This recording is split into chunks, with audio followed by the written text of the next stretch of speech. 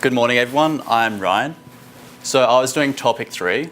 So I was investigating the performance determining parameters for elite swimmers using the segmented race analysis data.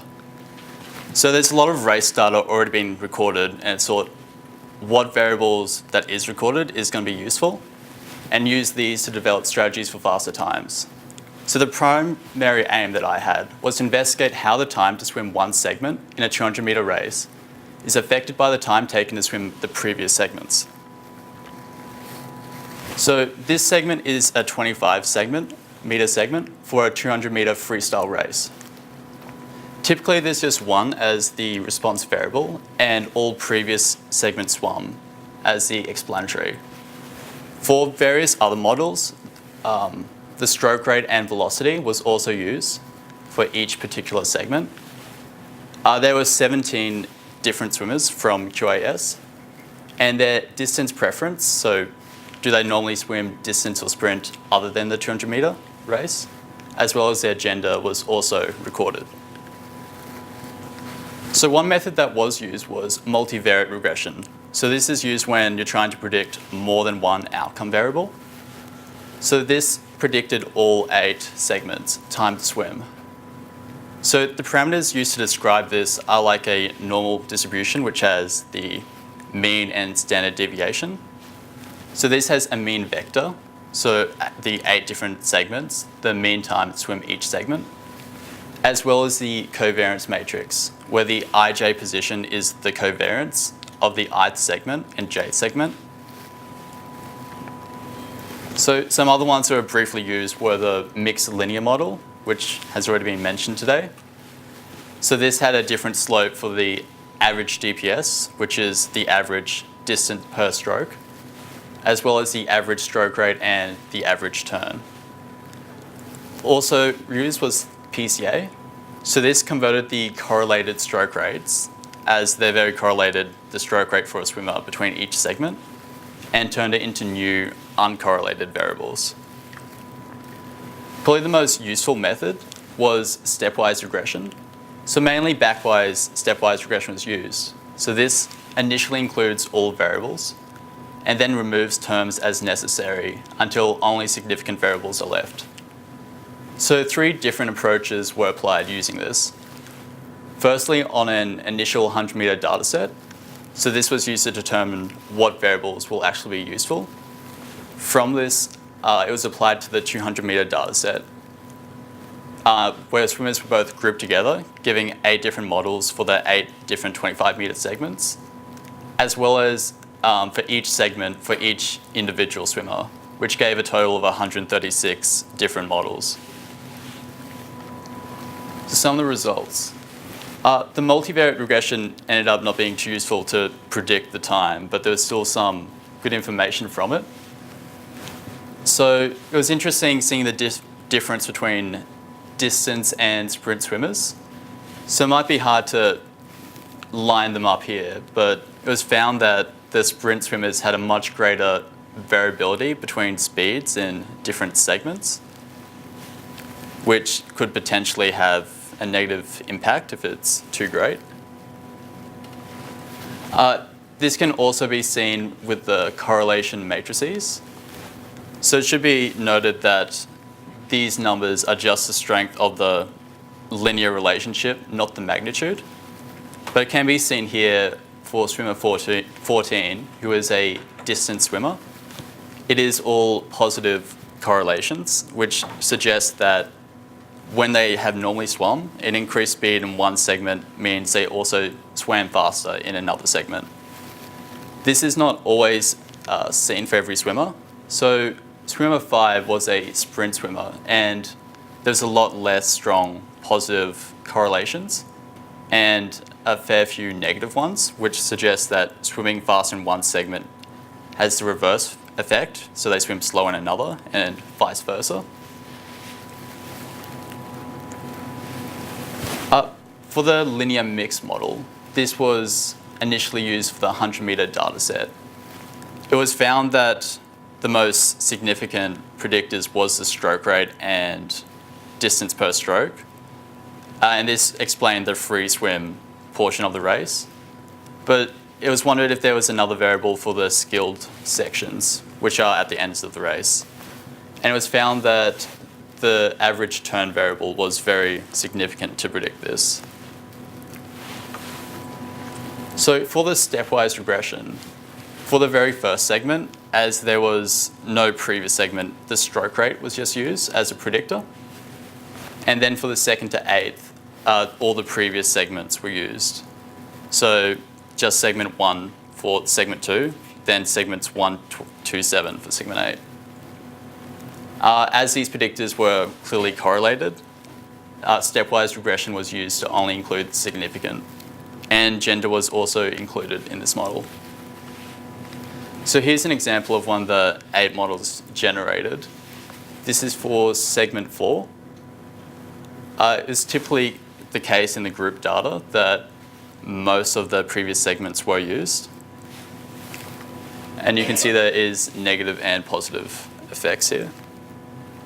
The residual plots, just to check that a linear regression can be used, it can be seen that these are very good plots, and that's the case with all the group data.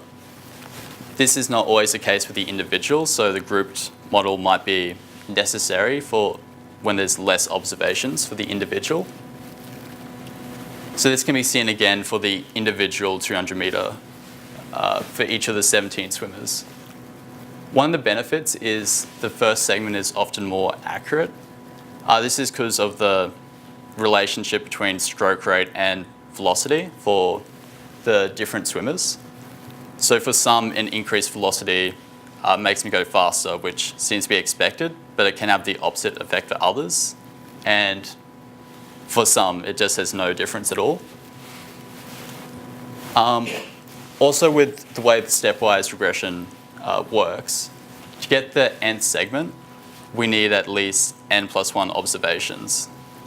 So what this means is, using the 8 different segments, we need at least 9 to use this approach. And a lot of the residual plots are also good, but for many swimmers, especially with fewer observations, the grouped approach may be needed. All right. So for the multivariate, not really my area of expertise, but the research seems to suggest that increased variability in speeds of different segments does lead to slower times, especially if it's like a great variability. For the group stepwise R² values, it can be seen that the first segment does have the lowest, possibly because it has the least predictors, only having the stroke rate. So additional variables or predictors might need to be found. So this can be used for some of the future work. So we can use these models to predict what their times will be for the segments, then add them up to work out the overall time. With the way they're currently structured, it might lead to some trivial optimization, such as setting time in this segment to 0. So they would only work in around the ranges that they normally swum. In the future, you might need to take into account their maximum velocity. Additionally, for the group model, in the first segment, additional variables could be used, or say a mixed linear model for the stroke rate. Some additional models that could be useful is a Markov model. So this type of model only requires the previous state. So this could now be applied to swimmers that have less than the, say, 9 or the number of segments of observations. Additionally, QAS could be applied. So this is classification and regression trees. So this would allow swimmers to be classified with similar swimmers. So they would also be able to see what are similar with less observations without having to develop a whole regression model for each swimmer. Any questions?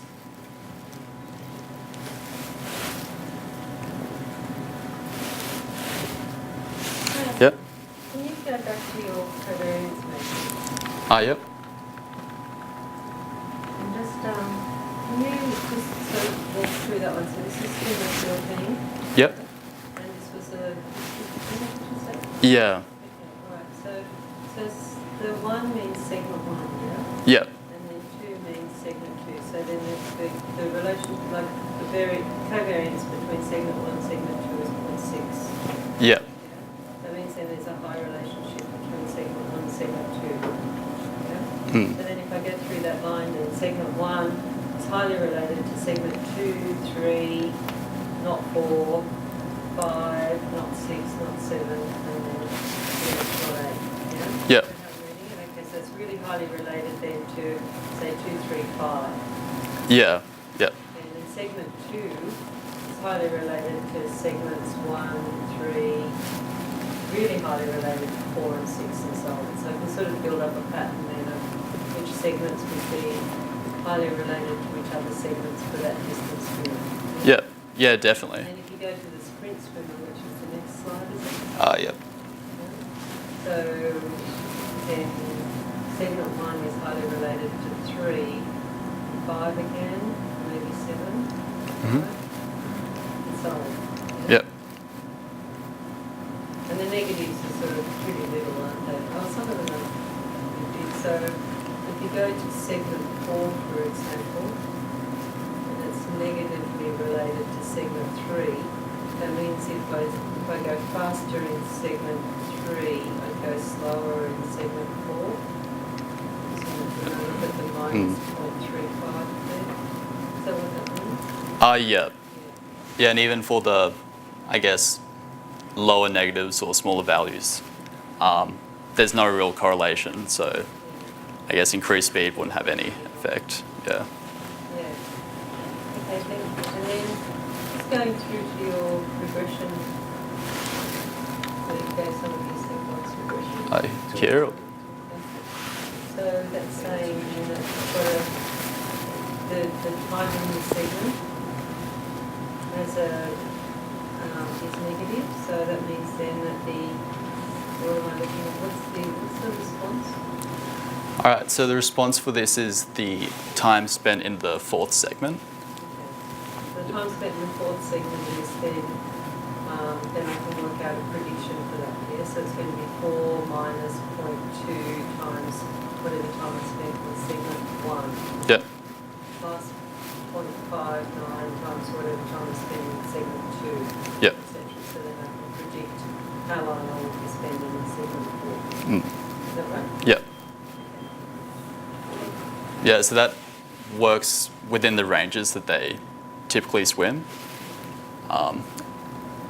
So I guess it'll be hard to optimize much further than the normal time that they swim, but around the similar time they swim, that would definitely work. Then I can predict then how long I spend in each segment. Yep, yep. So is that for 100, that one? Sorry, I missed it. Oh yeah, for 200 meters. That's for 200 Yep. meters. So were you able to do the same sort of thing for segment 8, for example? Yep, definitely. Yeah. And what did you find with that? Was there which ones were you able to explain a lot of the variance in segment 8 using the rest of it? Yeah, I think that would be shown the R squared values.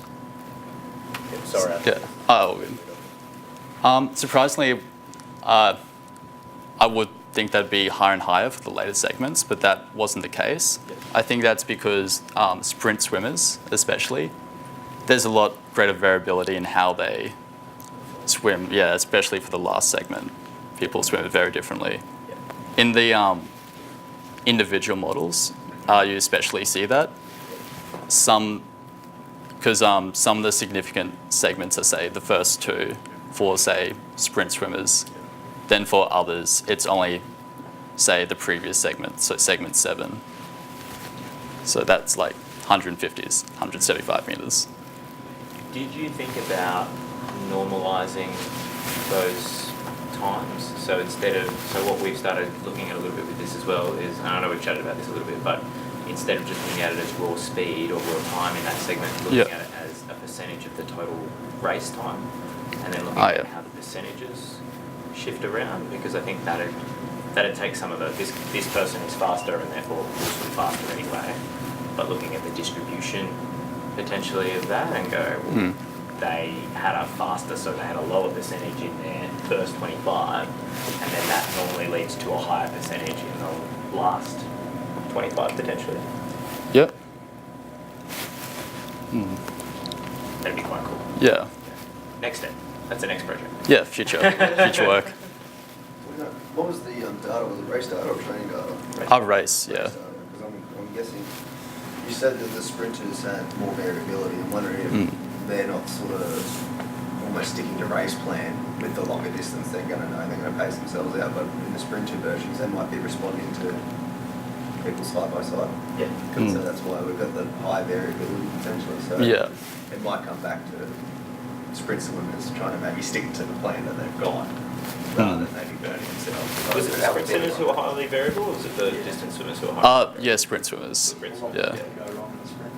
Yeah. Yeah, I think when you blow up, you blow up. Yeah. So there's more risk involved in a sprinter doing a 200-metre race. Yeah. Full stop. Yeah. So, Yeah, although all this data was still for the 200-metre race. Yeah, definitely. Yeah.